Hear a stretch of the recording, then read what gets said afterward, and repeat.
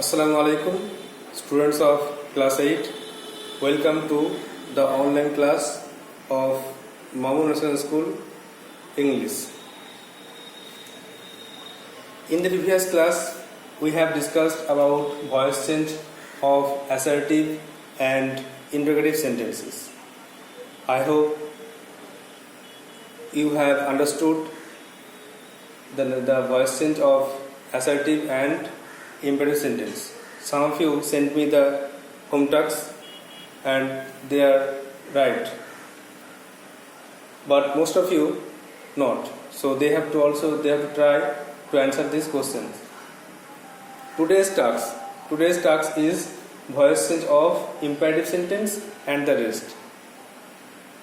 The three main sentences of voice change: assertive, interrogative, imperative, and little bit complex sentence, quasi-basic voice, etc. So at first write down the home tasks of previous day. So you have to take out your copy in which you wrote the questions of previous day and the last task. So just take out your copy. I am revising the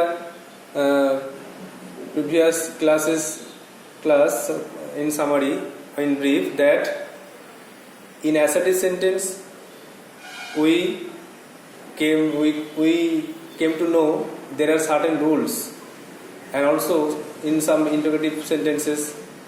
So you have to at first memorize the rules and then solve the answers or problems. যেটা বলতে চাইছি যে assertive সেন্টেন্সের যে রুলগুলো ছিল, active voice থেকে passive করার যে রুলগুলো, সাবজেক্ট অবজেক্ট হয়ে যায়, অবজেক্ট সাবজেক্ট হয়ে যায়, ভার্বের থার্ড ফর্ম হয়, তার আগে অক্সিলারি ভার্ব বসে, এইগুলো ভালো করে মুখস্থ করতে হবে। আর যেটা ইন্টারোগেটিভ সেন্টেন্সের রুল ছিল, যেমন হু থাকলে বাই হুম বসে, বা ডাব্লিউএইচ ওয়ার্ড থাকলে ডাব্লিউএইচ ওয়ার্ড দিয়ে শুরু হয়, আগে অক্সিলারি ভার্ব বসে। এইভাবে যেটা আগের দিন যেটা করেছিলাম, এইভাবে যদি না মুখস্থ করো তাহলে কিন্তু অ্যান্সারগুলো হবে না। তো at first write down the answers of the previous days.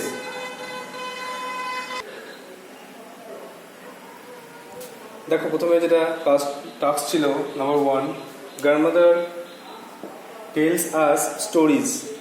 grandmother subject, tells verb, us object, stories object. এখানে যেটা প্রথম অবজেক্টটা হচ্ছে us। আর আগের বলেছিলাম দুটো অবজেক্ট থাকলে যেটা ব্যক্তিবাচক সেটা আগে আসবে আর বস্তুবাচকটা পরে থাকবে, ওটা অন্য জায়গায় বসে থাকবে। দুটো অবজেক্ট থাকলে ব্যক্তিবাচকটা আগে আসে এবং বস্তুবাচকটা যেটা পরে থাকে তাকে বলা হয় রিটেন্ড অবজেক্ট, ইউ নো। তো প্রথমে আগে লিখবো, আসটা আগে গেলে উই হয়ে যাবে। আর প্রেজেন্ট টেন্সে আছে, ভার্বটা দেখবো, ভার্বটা দেখে বুঝতে হবে কোন টেন্সে আছে। টেলস মানে present tense, so we are will be used here as present tense. We are, third form, told. We are told stories by grandmother.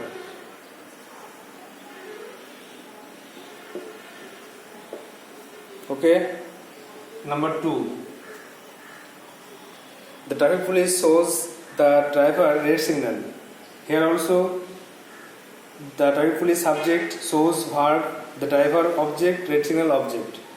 The driver will come first.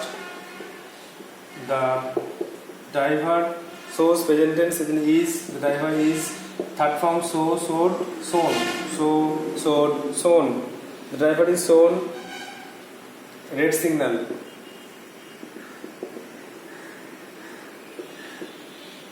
Red signal by the traffic police.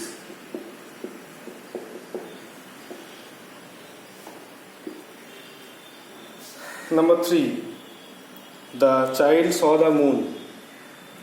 The child saw the moon. This is the past tense. The moon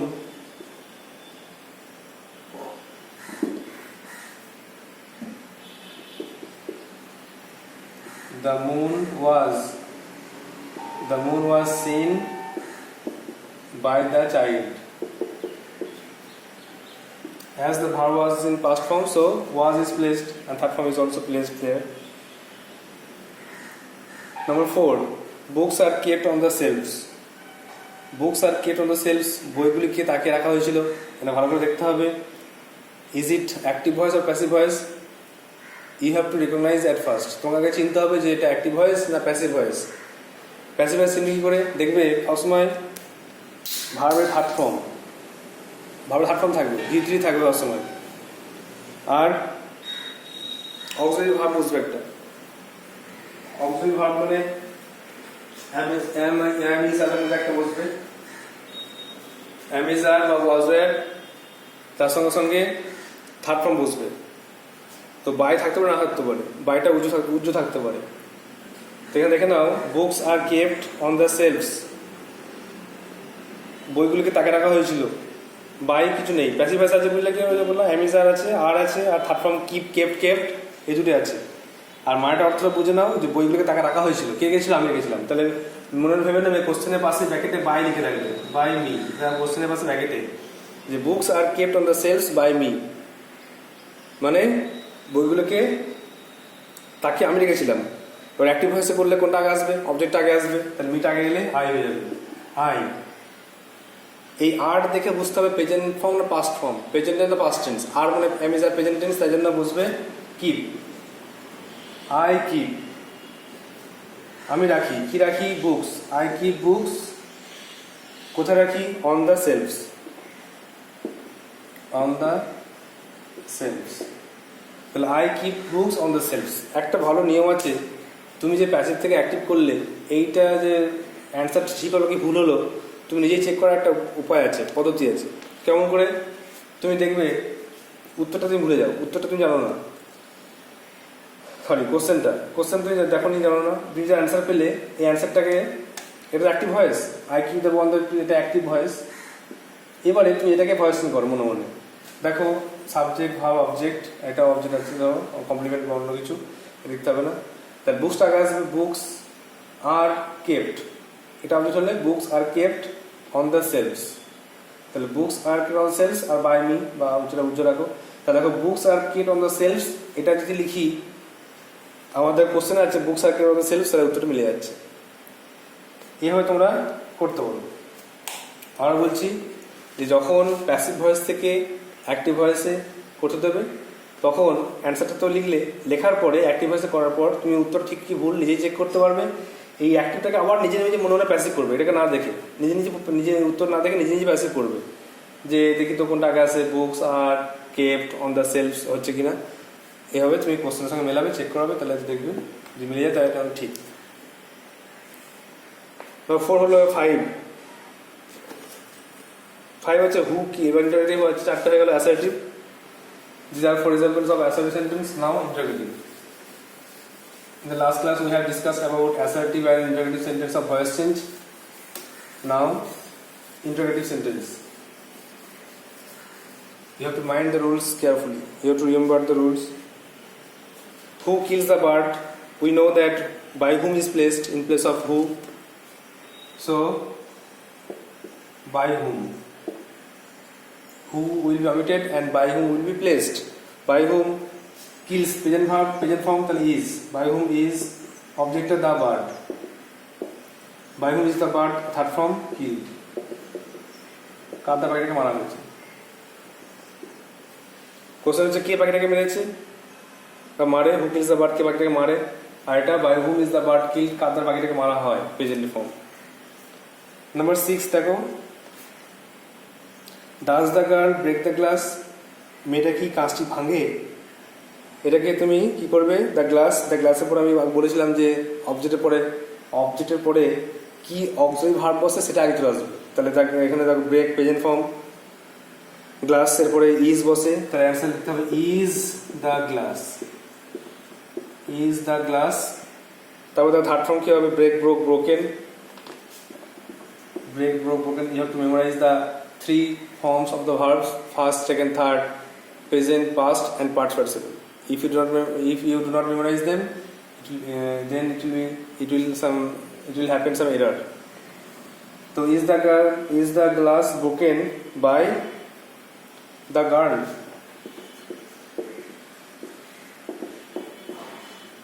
মেয়েটি দ্বারা কি কাঁচ ভাঙা হয় বা গ্লাসটি ভাঙা হয়। Number 7 দেখো,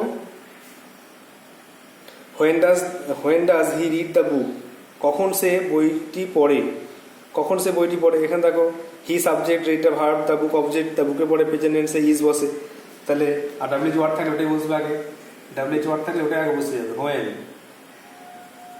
হোয়েন, তারপরে বললাম দ্য বুকের অবজেক্ট, বুকের পরে ইজ বসে, ইজটা আগে চলে এলো, হোয়েন ইজ। তারপরে অবজেক্ট শুধু আছে when, when does he read, book আছে, শুধু বুক থাকলে বুক লিখবে, আর দা বুক থাকলে দা বুক লিখবে। আমি এখন কোশ্চেনটাকে দেখতে পাচ্ছি না, কোশ্চেনে কি আছে দেখে নেবে একবার। হোয়েন ইজ দা লিখবে, নাহলে book. When is book, third ফর্মে read read read, when is book read, আর বাই হি ছিল তাহলে হিম। অবশ্যই কোশ্চেন মার্ক দেবে, এই কোশ্চেন মার্ক না দিলে কোশ্চেনের পুরোটা ভুল হয়ে গেল। তাহলে when is book read by him, এটা নম্বর 7 ছিল। আর number 8 the last one, number 8 ছিল by whom is the order passed. By whom is the order passed, কার দ্বারা অর্ডারটা পাস হয়েছে, এটা বুঝতে পারছো। ইজ আছে মানে প্রেজেন্ট ফর্ম, আর বাই হুম আছে, তাহলে হু থাকলে বাই হুম হয়, আর বাই হুম থাকলে হু বসবে, তাহলে হু। আর প্রেজেন্ট টেন্স ছিল তাহলে ভার্বের প্রেজেন্ট ফর্ম বসে যাবে। অক্সিলারি ভার্ব থেকে চিন্তা হবে যে কোন টেন্সে আছে। ইজ মানে প্রেজেন্ট টেন্স, তাহলে মানে মেইন ভার্বটাকে প্রেজেন্ট ফর্মে লিখতে হবে, তাহলে হু, এরপরে পাস, আর পাসেস করতে হবে, তারপরে single number who passes the order, অবশ্যই কোশ্চেন মার্ক, তাহলে কিন্তু ভুলে যাচ্ছে। So this are the 8 examples from assertive and interrogative sentence.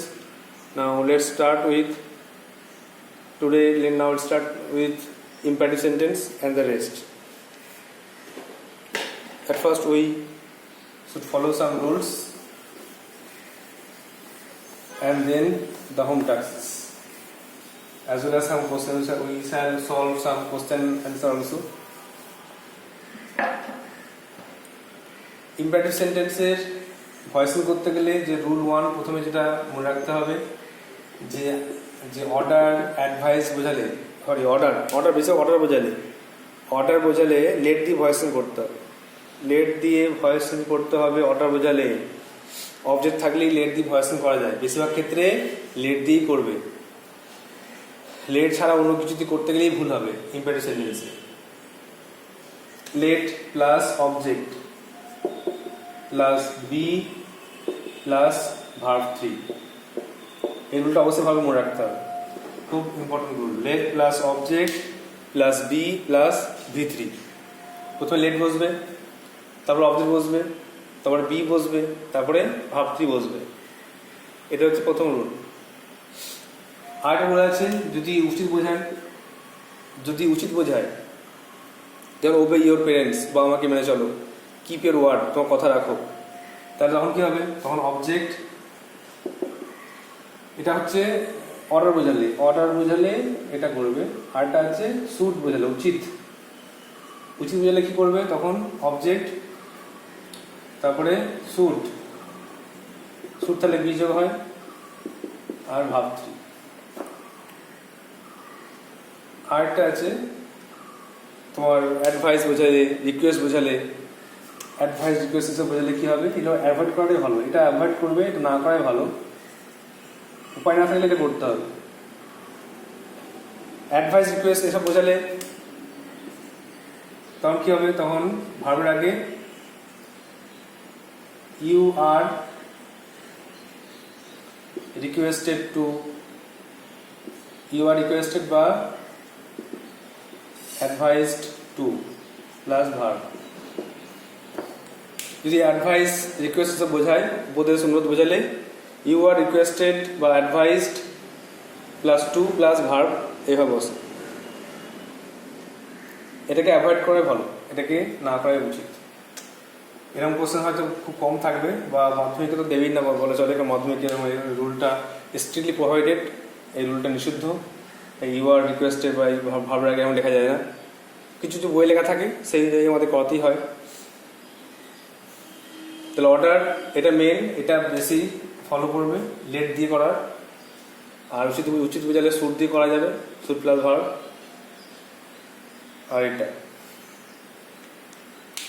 এই তিনটে মেন রুল হচ্ছে ইম্পারেটিভ সেন্টেন্সের। এবার আমরা এখান থেকে কিছু কোশ্চেন করবো, অ্যান্সার সলভ করবো। 3টে থেকে দেখো।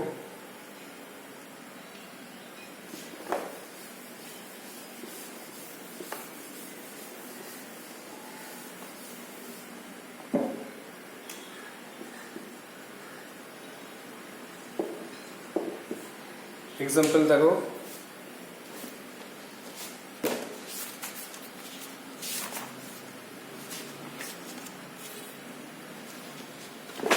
ইজি এক্সাম্পল দিচ্ছি। প্রথমে ডু ইট, ডু ইটকে ভয়েস করলে কি হবে? প্রথমে লেট অবজেক্ট, লেট এলো, ডুটা ভার্ব, ইটটা অবজেক্ট, তাহলে ইট, লেট ইট। তারপর বি বসে, ভার্বের আগে বি থ্রি, ভার্বের আগে বি বসবে আর ভি থ্রি, ডু ইট ডান। তাহলে ডু ইটটা কি হবে? Let it be done. 2 নম্বর বলেছিলাম যে যদি বোঝায় শুড দিয়ে, মানে উচিত বোঝালে কি হবে? ওবে ইয়োর প্যারেন্টস, তোমার বাবা মাকে, পিতামাতাকে মেনে চলবে। দেখো, ওবে ইয়োর প্যারেন্টস, তোমার পিতামাতাকে মেনে চলবে।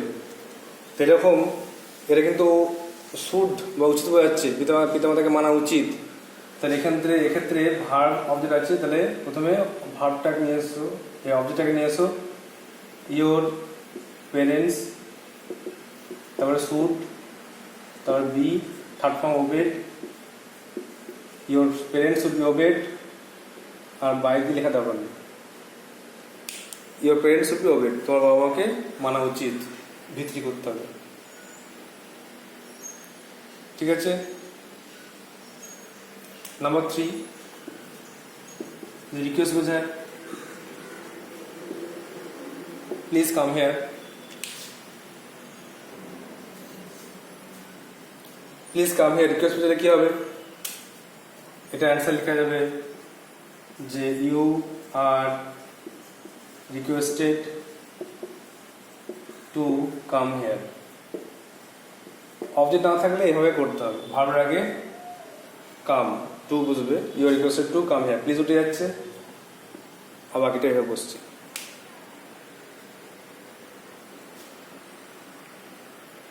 তিন রকম এক্সাম্পল করানো হলো, 3টে ইম্প্যারেশনের 3টে রুল ছিল, সে 3 রকম এক্সাম্পল করানো হলো। আগেও তোমাদের যখন ডিটেলসে আগে করানো হয়েছে সেগুলো ভালো দেখে নেবে, এক্সাম্পল রুলস, এক্সাম্পল ভালো দেখে নেবে। কিছু এক্সট্রা করাচ্ছি লেট দিয়ে। লেট দিয়ে থাকলে কি হবে লিখবে? ধরো লেট দিয়ে করা আছে,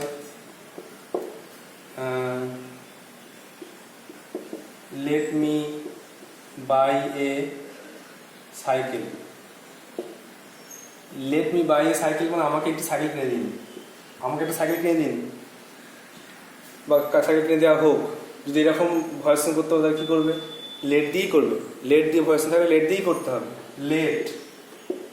তারপরে অবজেক্ট আসবে, বাইটা সাবজেক্ট, বাইটা ভার্ব অবজেক্ট, তাহলে লেট এ সাইকেল। তারপরে বি, যেহেতু লেখার পর বি বসবে ভার্বের আগে, থার্ড ফর্ম কি হবে? বট।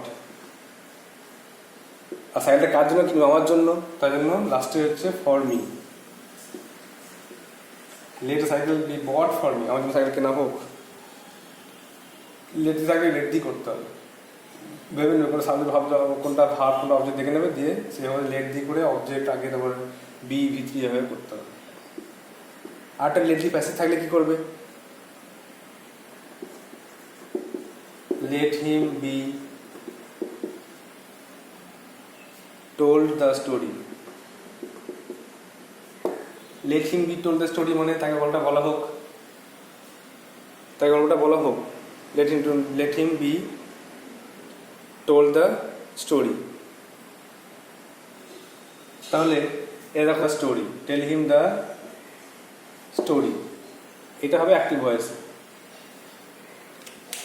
তাহলে এটা প্যাসিভ করলে কেমন হবে? Let him be told the story. এটা লেট দিয়ে করলে let him be told the story, তাহলে পুরোটা অর্থ অনুযায়ী মিলে যাবে। আগেরটা যেমন করলাম সেটা করবে না। এবার দেখো আমরা ইম্পারেটিভ সেন্টেন্স করলাম, ইম্পারেটিভ সেন্টেন্সের পরে অন্য সেন্টেন্সে যাচ্ছি। আমরা এখানে একটা কোয়াসি প্যাসিভ আছে, কোয়াসি প্যাসিভ ভয়েস আর কমপ্লেক্স সেন্টেন্স, এই দুটো নিয়ে আলোচনা করব। কোয়াসি প্যাসিভ ভয়েসে একটা খুব এক্সাম্পল মনে হয়েছে,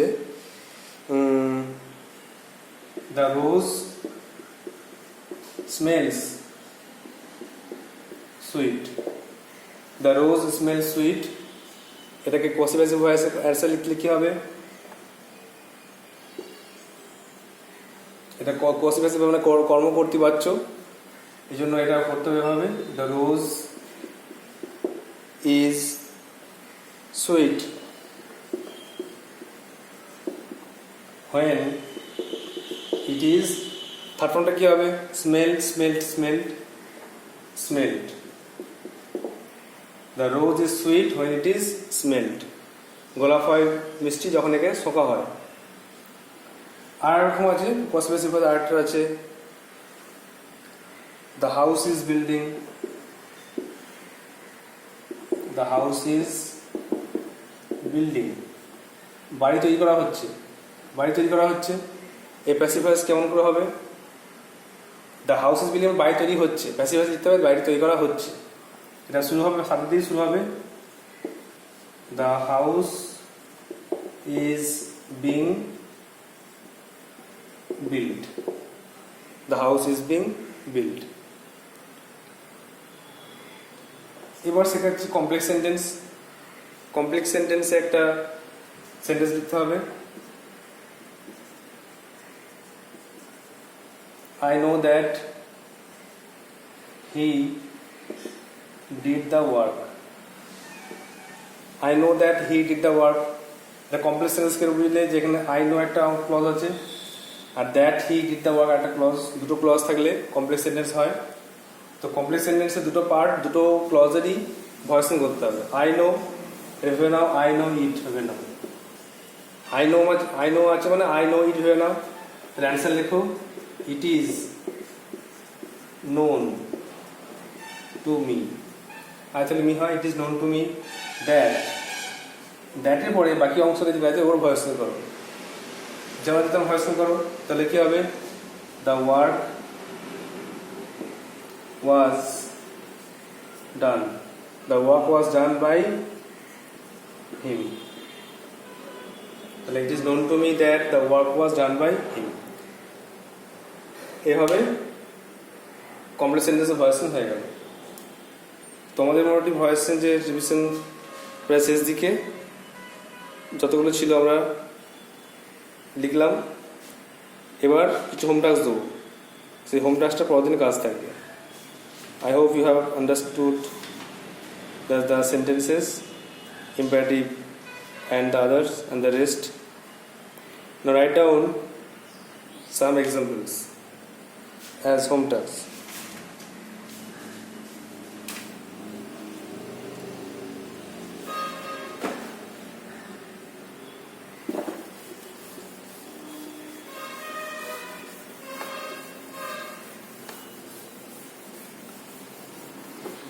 You have to follow the rules of voice change.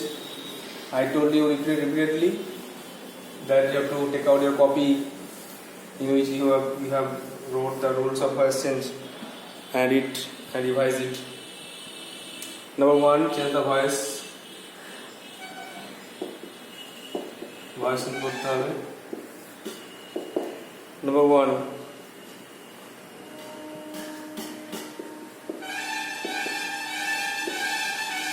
the teacher delivered a lecture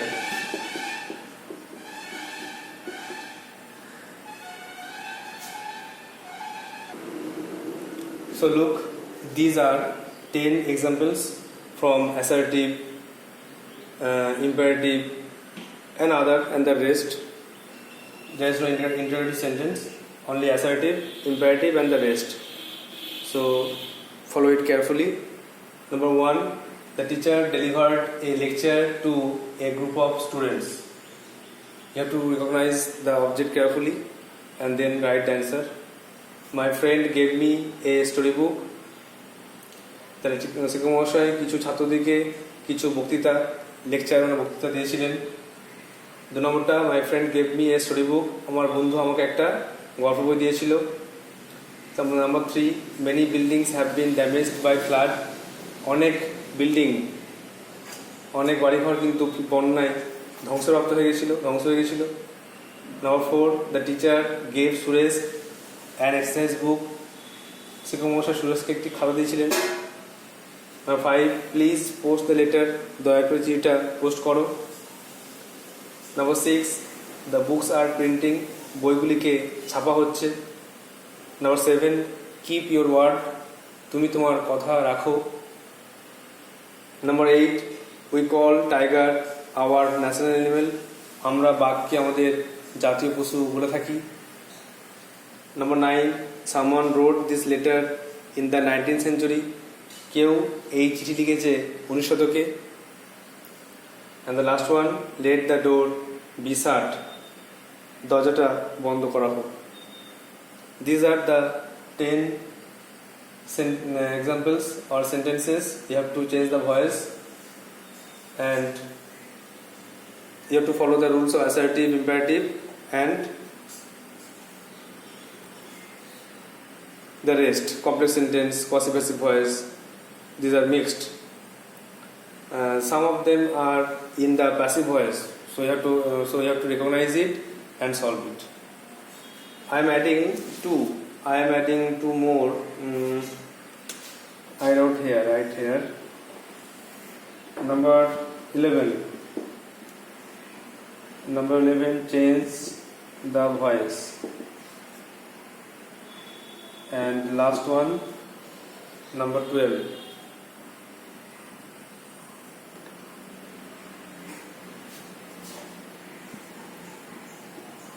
Carry it. These are total 12 questions. Number 11, change the voice change koro. This is the question. And number 12, carry it, etake bohon koro. This is also the question from imperative sentence.